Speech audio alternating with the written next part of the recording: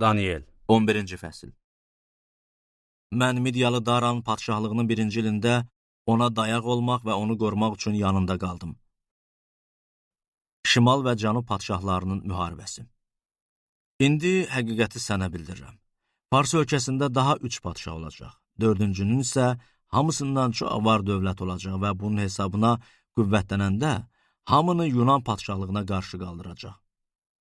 Sonra igid bir padşah gələcək, çox qüdrətli hökmdar olacaq və öz istədiyini eləyəcək. Amma onun gəldiyi vaxt padşahlığı dağılıb göylərin 4 küləyinin səmtinə bölünəcək. Onun nəslinə keçməyəcək və hökmranlığı kimi güclü olmayacaq. Çünki onun padşahlığı dağılacaq və nəslindən olmayan adamlara qalacaq. Cənub padşahı güclənəcək, amma sərkərdələrindən biri ondan daha güclü olacaq. Hökmranlıq eləyəcək və qüdrətli hökmdar olacaq. Amma bir neçə ildən sonra onlar razılığa gələcək. Cənub padşahının qızı Şimal padşahının yanına gedəcək ki, sülh sazişi bağlasın. Amma bu qadın öz mövqeyini saxlaya bilməyəcək.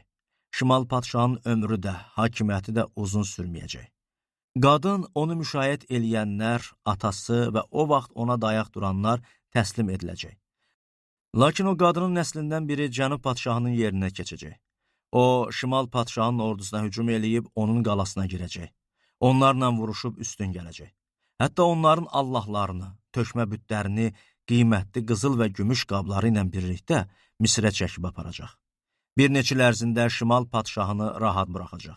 Hərçənd o da Cənub padşahının ölkəsinə hücum eləyəcək, amma öz torpağına qayıdacaq. Sonra Şimal padşahının oğulları silahlanıb çoxlu qoşun toplayacaq. Qoşun sel kimi gəlib keçəcək və irəliləyərək Cənub padşahının qalasına hücum eləyəcək. Cənub padşahı qəzəblənib çıxacaq və onunla Şimal padşahı ilə vuruşacaq. O da böyük bir qoşun çıxaracaq, lakin bu qoşun Cənub padşahına təslim ediləcək. Qoşun məğlub olanda Cənub padşahı ürəyi qürrələnərək 10 minlərlə adamı həlak eləyəcək, amma qələbəsi uzun sürməyəcək. Çünki Şimal padşahı qayıdıb əvvəlkindən daha böyük qoşun çıxaracaq və bir neçə ildən sonra tam silahlanmış böyük bir ordu ilə gələcək. O zaman bir çoxu Cənub padşahına qarşı çıxacaq. Görüntü yerinə yetsin deyə sənin xalqından qoluzorlular da ayağa qalxacaq, amma uğur qazanmayacaq. Şimal padşahı gəlib hasarlara torpaq yığaraq istehkamlı şəhəri alacaq. Cənubun qüvvələri onun qarşısında tab gətirməyəcək. Seçmə qoşunu da müqavimət göstərə bilməyəcək. İstilaçı Şimal padşahı istədiyini eləyəcək və heç kəs onun qarşısında dura bilməyəcək. Gözəl ölkədə bir müddət qalacaq və oranı viran eləməyə qadir olacaq. Şimal padşahı ölkəsinin bütün qüvvələri ilə birgə gəlməyi qərar alacaq. Sülh sazişinin şərtlərini təklif eləyib yerinə yetirəcək və Cənub padşahlığını məhv eləmək üçün ona gənc bir arvad verəcək. Amma hiləsi baş tutmayacaq və ona kömək olmayacaq. Sonra nəzərini sahil ölkələrinə çevirəcək və onların çoxunu alacaq. Amma bir sərkərdə onun elədiyi təhqirə son qoyacaq. Hətta təhqirini öz başına gətirəcək. Sonra nəzərini öz ölkəsinin qalalarına tərəf çevirəcək. Amma büdrüyüb yıxılacaq və ondan bir əsər qalmayacaq. Onun yerinə keçən padşah padşahlıq izzəti üçün öz vergi yığanını göndərəcək. Amma az müddət sonra o da həlak olacaq. Amma bu, üsyan yaxud müharibə zamanı olmayacaq. Qəddar Şimal padşahı.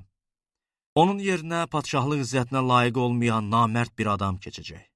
O, gözlənilmədən gəlib yaltaqlıqla hakimiyyəti qəsb eləyəcək. Sel kimi istilaçı qoşunlar onun önündən silinib süpürüləcək. Onlar da, əhdin başçısı da məhv olacaq. Onunla ittifaq bağlandıqdan sonra o hilə işlədəcək və gəlib kiçik bir millətlə güc qazanacaq. O, gözlənilmədən ən münbit torpaqları istila eləyəcək. Atalarının və babalarının görmədiyi işləri görəcək.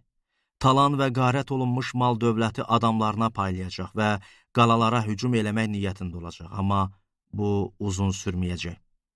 Sonra güc və cəsarət toplayıb böyük bir qoşunla Cənub padşahına qarşı çıxacaq.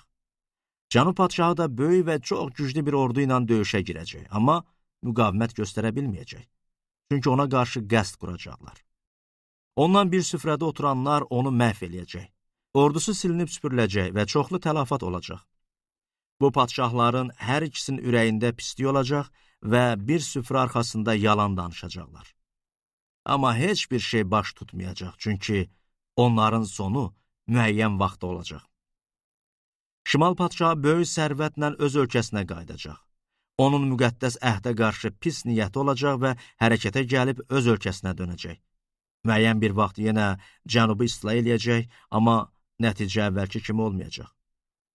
Kittim gəmiləri ona qarşı gələcək və o ruhdan düşüb geri dönəcək. Qəzəblənib müqəddəs əhdə qarşı çıxacaq və yenə müqəddəs əhdə xəyanət eləyənlərlə yaxşı davranacaq. Onun göndərdiyi qoşunlar qalxıb qalanı, müqəddəs məkanı murdarlayacaq. Daimi yandırma qurbanını dayandıracaq və viranəlik gətirən iyrənc şeyi orada qoyacaqlar. O, əhdə xəyanət eləyənləri yaltaqlıqla yoldan azdıracaq. Lakin öz Allahını tanıyan xalq qüvvətlənib hərəkətə gələcək. Xalqın ağıllı adamları çoxunu öyrədəcək, amma bir müddət qılıncla öldürüləcək, yandırılacaq, əsir düşəcək və qarət ediləcəklər. Onlar məğlub olanda bir qədər kömək alacaqlar, amma çox adam riyakarcasına onlara qoşulacaq.